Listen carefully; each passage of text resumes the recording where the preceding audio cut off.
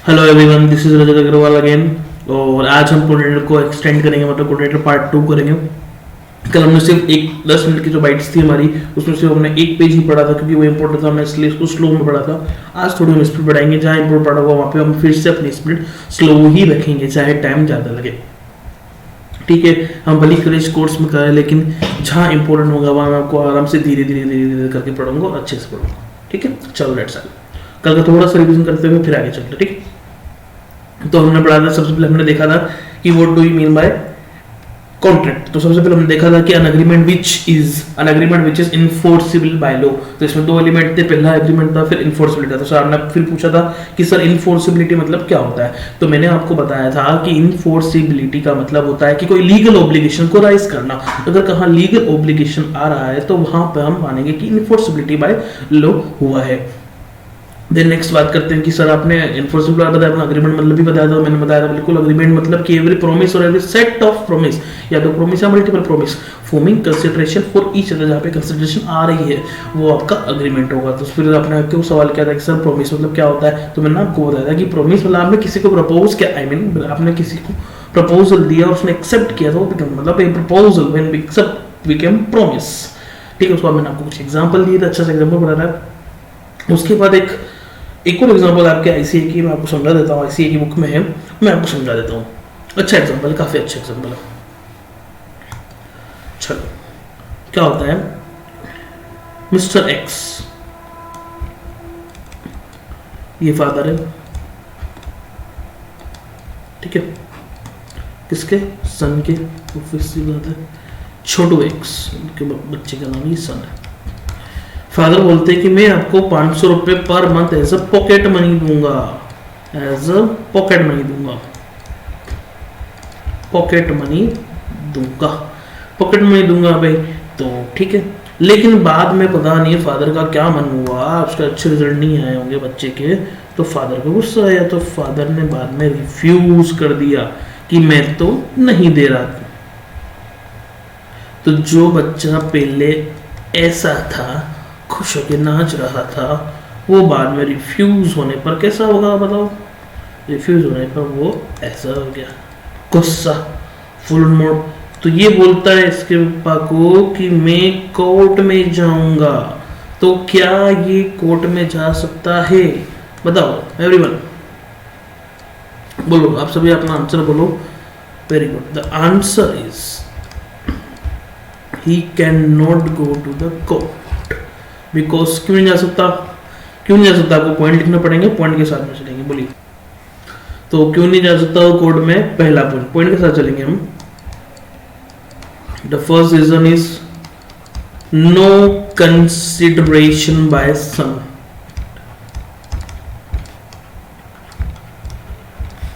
ठीक है, रीजन बता रहा हूं आप क्यों नहीं जा सकता। The second reason is consideration नहीं हुआ तो there is no agreement, right. यही इसलिए मैंने आपको डेफिनेशन में टाइम लगाया था कि अगर आपने एक चीज समझ ली तो आप उसको कंटिन्यूसली आगे से आगे आप उसको लिंक करते जाओगे। पहला आपने जैसे देखा कि no consideration by sun, consideration नहीं हुई तो कंसिडरेशन प्लस प्रोमिस क्या बनता है, अग्रीमेंट। कंसिडरेशन नहीं हुई तो अग्रीमेंट भी नहीं बना। ओके, थर्ड पॉइंट, अब अग्रीमेंट नहीं बना तो अग्रीमेंट के बाद अपन कहते हैं कॉन्ट्रैक्ट। कॉन्ट्रैक्ट कैसे बनता है, अग्रीमेंट प्लस अग्रीमेंट नहीं, also no enforceability by law, there is no enforceability by law, right, by law है। सुनना कि उसके लोग के पास कोई भी किसी भी तरह की इनफोर्सिबिलिटी नहीं थी, राइट। ओके, तीन में आपके रीजन होगा और इसकी वजह से आंसर ना हो कि वो कोर्ट में नहीं जा सकता, तो क्योंकि ये कॉन्ट्रैक्ट ही नहीं है, hence there is no contract. ठीक है, चलो आगे बढ़े। ओके,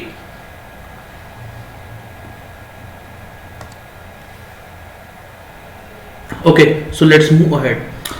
तो अगला जो आता है सबसे मेन जो क्वेश्चन आपका डिफरेंस में बनने के चांसेस रहेंगे इस बार, मुझे ऐसा लगता है वो है कि agreement versus contract. What do you mean by agreement versus contract? चलो डेफिनेशन हमने पढ़ ली, तो ये आपको आसानी से पता होना, चलो बता भी पाएंगे, बिल्कुल बता पाएंगे। चलो मैं आपकी हेल्प करता हूँ। सबसे पहले हम क्या नाम है, एग्रीमेंट की बात कर लेते हैं। What do you mean by agreement? Agreement versus contract. ठीक है, हमको थोड़ा बड़ा पेज चाहिए तो मैं इसको ऐसा हटा दूं उधर।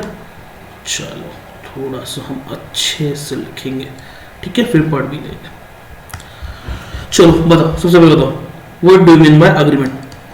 एग्रीमेंट मतलब क्या होता है? सबको पता है, हमने पढ़ा कि प्रोमिस प्लस कंसिडरेशन। चलो लिख लेते हैं, प्रोमिस प्लस कंसिडरेशन। ओके, बड़ा जाने वाला है तो मैं इसको थोड़ा और अच्छे से दूर कर देता हूँ।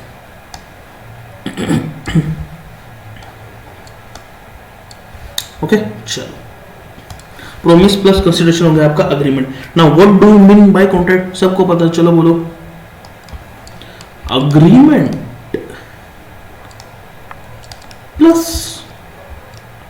Plus enforceability by law.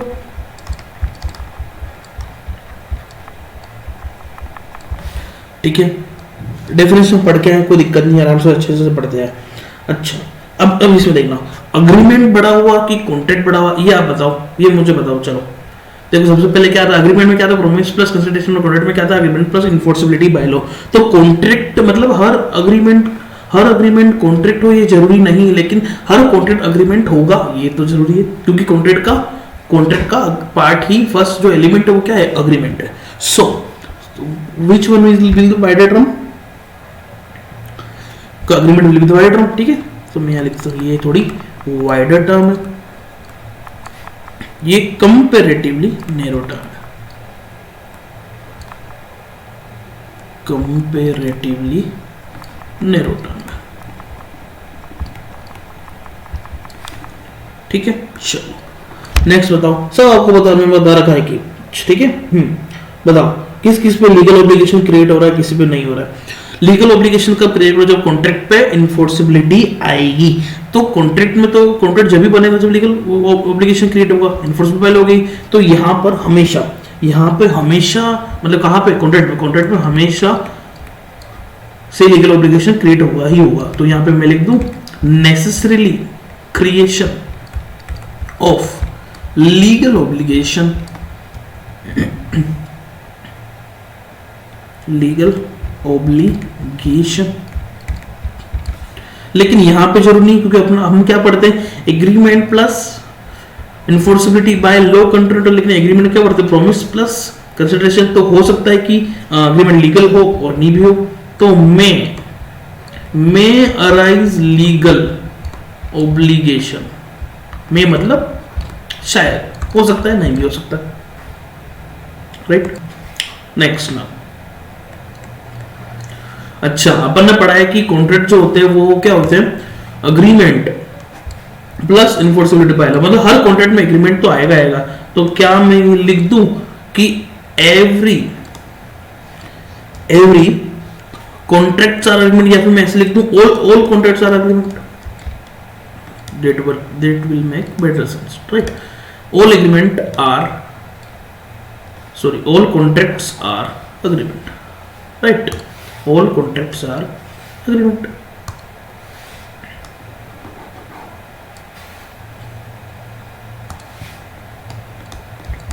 All contracts are agreement, but all agreement cannot be a contract, right? चलो अब इस सेंटेंस को मैंने इसको ब्लू मार्क्स से लिखा है, इसका मतलब ये इसका इंपॉर्टेंस थोड़ा ज्यादा है। क्यों है उसका रीजन बताता हूँ, क्योंकि इसके बाद क्वेश्चन बन सकता है। मैंने एक लाइन यहाँ पे लिखी भी है आपके लिए कि all contracts are agreement, but all agreements cannot be considered as contracts. Only those agreement where intention of parties of contract to create legal relationship, मतलब enforceability by law is compulsory, is compulsory. अगर enforcement by law अगर वहां हुई तो ही आप उस पे contract बना सकोगे, तो ही आप उसको कॉन्ट्रैक्ट बना सकोगे, एल्स वो कॉन्ट्रैक्ट नहीं होगा। क्योंकि कॉन्ट्रैक्ट के हमने दो एलिमेंट पढ़े हैं, पहला अग्रीमेंट होना चाहिए, और एग्रीमेंट को अगर हम इन्फोर्सेबल बाय लॉ करेंगे तो ही वह कॉन्ट्रैक्ट माना जाएगा, एल्स वह कॉन्ट्रैक्ट नहीं होगा, राइट। इसके लिए मैं आपको एग्जांपल भी देता हूँ, सिंपल सा एग्जांपल है। एग्जांपल क्या बोलता है कि an obligation maintain wife and children, an obligation to maintain wife and children, an order of the court of law etc. These are status obligation and so out of the scope of the contract। भाई court ने उनको बोला है obligation है, तो obligation है पर legal obligation थोड़ा है, ऑब्लिगेशन है लेकिन कोई लीगल ऑब्लिगेशन थोड़ा है। ऑब्लिगेशन कैसा होना चाहिए, लीगल होना जरूरी है, ठीक है, समझ में आई बात। अगर लीगल रिलेशनशिप है, दोनों पार्टियों को लीगल रिलेशनशिप मेंटेन करने की इच्छा है, वही वैलिड कॉन्ट्रैक्ट होगा, एल्स वह कॉन्ट्रैक्ट वैलिड नहीं होगा। समझ में आ रहा है, क्लियर है, आगे बढ़े। दूसरा पेज हमारा, ओके, सो नेक्स्ट टॉपिक है हमारा एसेंशियल ऑफ वैलिड कॉन्ट्रैक्ट। अब वैलिड कॉन्ट्रैक्ट क्या क्या एसेंशियल होते हैं ये अब पढ़ चुके, लेकिन थोड़ा हम क्रैश कोर्स से थोड़ा स्पीड में हमको जाना पड़ेगा, लेकिन जहाँ पे इंपोर्टेंट होगा मैं पहले भी कहा भी कह रहा हूँ कि जहाँ इंपोर्टेंट होगा वहाँ हम थोड़ा स्लो ही चलेंगे, चाहे टाइम ज़्यादा लगे तो लगे, ठीक है। तो हम एसेंशियल की बात करते हैं, essential of a valid contract, of a valid contract, ठीक है। अब यहाँ पे कॉन्ट्रैक्ट नहीं पूछा है उन्होंने, वैलिड पूछा। चलो सबसे पहले बोलते जाते हैं। अब यहाँ पे दो चीजें, पहली चीज जो लॉ में कही है इज गिवन बाय एक्ट, दूसरी चीज जो एक्ट में नहीं कही है बट वो एसेंशियल है। कैसे मैं आपको बताता जाऊंगा, साथ साथ में पढ़ते जाएंगे। अगर एग्जांपल की नीड होगी तो मैं आपको एग्जांपल भी देता जाऊंगा, बिल्कुल दूंगा, कोई दिक्कत नहीं, ठीक है। सबसे पहले अग्रीमेंट, ये आपको पता है कि what do you mean by contract, contract का मतलब होता है अग्रीमेंट होना चाहिए, तो ये तो आपको पता है, इसको मैं राइट कर देता हूँ, ठीक है। ये एक्ट ने भी बोला, पहले जो एक्ट ने चाहिए वो पढ़ेंगे हम, दूसरा जो एक्ट ने नहीं कहा और वो एसेंशियल उसको हम एग्जांपल के साथ पढ़ेंगे, ठीक। चलो एग्रीमेंट सबसे पहले is given by act, agreement हमने पढ़ लिया कि एग्रीमेंट होना चाहिए, agreement plus enforceable by law, ठीक है। इन्फोर्सेबल मतलब लीगल, इन्फोर्समेंट मतलब सुनना लीगल ऑब्लिगेशन क्रिएट हो रहा है, ठीक है, ओके। दूसरा आता है फ्री कंसेंट। अब फ्री कंसेंट का मतलब क्या, चलो एग्जांपल नेसेसरी है तो मैं बताता हूँ। मैं ऐसा इस तरह से थोड़ा आपको एक्सपर्ट में पढ़ाना चाह रहा हूँ कि अगर आपने कुछ भी नहीं पढ़ा हो कॉन्ट्रैक्ट में तो भी आपको मेरे जो ये लेक्चर देख के समझ में आ जाए, चाहे आप जीरो पे हो तो भी आपको एटलीस्ट कॉन्ट्रैक्ट एक्ट का आइडिया लग जाए, ठीक है, ओके। तो फ्री कंसेंट का मतलब ये है, जैसे एग्जांपल से समझेंगे हम, कोई मिस्टर एक्स है, उसने मिस्टर वाई के साथ में कॉन्ट्रैक्ट किया, क्या क्या कॉन्ट्रैक्ट किया, कॉन्ट्रैक्ट किया, मिस्टर एक्स ने मिस्टर वाई के साथ में कॉन्ट्रैक्ट किया, तो उसमें मिस्टर एक्स ने मिस्टर वाई को गन दिखाई, क्या दिखाई, गन, धमकी दी, कोर्शन दिया, हम बड़े कोर्शन में क्या होता है, और फिर उसको कॉन्ट्रैक्ट के लिए बाध्य किया, कॉन्ट्रैक्ट के लिए कंपेल किया, और फिर उसने साइन कर दी। तो क्या ये फ्री कंसेंट हुई, फ्री कंसेंट ही नहीं, क्या उसने अपनी इच्छा से हाँ बोली, the answer was no, the answer is no. अगर उसने फ्री कंसेंट से हाँ नहीं बोली तो ये फ्री कंसेंट का ऑब्जेक्टिव पूरा नहीं हुआ। तो free consent is essential as by act, okay, the free consent is essential as by act. इसलिए फ्री कंसेंट अगर नहीं होगी तो वो वैलिड कॉन्ट्रैक्ट नहीं होगा, वो वॉइड हो जाएगा। वॉइड मतलब ये कि खत्म, उस कॉन्ट्रैक्ट की लीगल इन्फोर्सिबिलिटी नहीं रहेगी, ओके, यस। फ्री कंसेंट समझ में आ गया आपको। अगर अब हम जा रहे हैं थर्ड पॉइंट पे कि कॉम्पिटेंसी ऑफ द पार्टीज, इसको भी एग्जांपल से करेंगे, बिल्कुल एग्जांपल से करेंगे, एग्जांपल ना हो तो मजा नहीं आता। चलो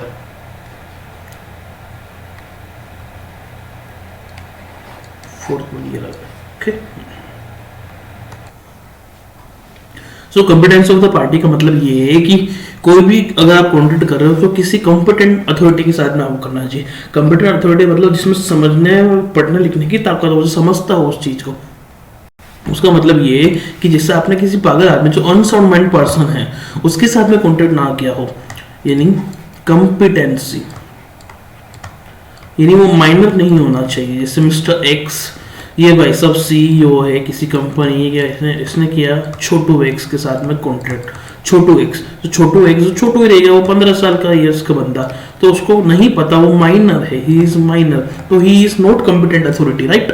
अगर वो कॉम्पिटेंट अथॉरिटी नहीं है तो आप उसके साथ कॉन्टैक्ट नहीं कर सकते। ये होता है कॉम्पिटेंस। हम इसको आगे डिटेल में ही पढ़ेंगे कि आपके ऊपर सीधा इसमें बहुत सारे वो पॉइंट आएंगे कि माइनर के साथ कॉन्टैक्ट करना चाहिए नहीं करना चाहिए। काफ़ी अच्छा है, आपको कॉन्टैक्ट बहुत अच्छे से इलेबोरेट किया हुआ है, ऐसे है ना, अच्छे से किया। इसको आगे और देखेंगे। एक बार फिर आपको समझ में आएगा ना कि आपको कॉम्पिटेंट अथॉरिटी, सामने वाली जो अथॉरिटी थी वो कॉम्पिटेंस ऑफ द पार्टीज की जो वैल्यू उसको अच्छे से डिस्क्राइब करती हो। फिर आता है लॉफुल कंसिडरेशन, मतलब लॉफुल जो आप कंसिडरेशन दे रहे हो। अपन ने क्या पढ़ा, अग्रीमेंट का मतलब क्या, प्रॉमिस प्लस कंसिडरेशन। तो आप जो उसमें लॉफुल कंसिडरेशन दे रहे हो, वो लॉफुल जो कंसिडरेशन आप दे रहे हो वो कंसिडरेशन बिल्कुल अकॉर्डिंग टू लॉ होनी चाहिए। कहने का मतलब ये है कि आपको कंसिडरेशन में ऐसा कुछ नहीं कहना चाहिए कि ऐसा कुछ ना हो जो लॉफुल ना हो या लॉ के अगेंस्ट हो। कहने का मतलब है कि लॉफुल कंसिडरेशन किसको बोला गया, आप लोग जो सरकार ने बैन कर रखा है, अगर उस चीज की कंसिडरेशन दोगे तो वो लॉफुल कंसिडरेशन नहीं होगी। हेंस जो आपका जो कॉन्ट्रैक्ट है वो वैलिड नहीं होगा, वो वॉइड डिक्लेयर कर दिया जाएगा। समझ रहे हैं आप। लॉफुल कंसिडरेशन का मतलब ये कि ऐसी कंसिडरेशन जो लॉ के अगेंस्ट में ना हो, जो लॉ को अच्छे से डिराइव करती हो और जो लॉ के परव्यू में, लॉ के स्कोप में हो, जिसको लॉ लीगल मानता हो। ठीक है। अगला कॉन्ट्रैक्ट का जो ऑब्जेक्ट होना चाहिए वो लीगल होना चाहिए, लीगल ऑब्जेक्ट होना चाहिए, इलीगल कोई भी काम नहीं होना चाहिए। ये सब आप अच्छे समझते हैं, कोई दिक्कत नहीं, इसको समझने की नीड नहीं है। आगे बढ़ता हूं। Not expressly declared as void, मतलब यहां पे ये है कि गवर्नमेंट ने ऐसा कोई भी कॉन्ट्रैक्ट जिसको डिक्लेयर, जैसे कॉन्ट्रैक्ट फॉर स्मगलिंग, ये गवर्नमेंट ने वॉइड डिक्लेयर किया है मान लो, तो ये expressly declared as a void contract हो गया। आप ये तो कभी कर ही नहीं सकते। Okay, understand. तो ये एज पर एक्ट इन्होंने एसेंशियल वैलिड पॉइंट बताया। अब इसके अलावा भी एसेंशियल पॉइंट्स और है, एसेंशियल टॉपिक्स और है, लेकिन वो एक्ट में डिस्क्राइब नहीं किए, उनको भी हमको पढ़ना जरूरी, तो हम वो भी पढ़ेंगे।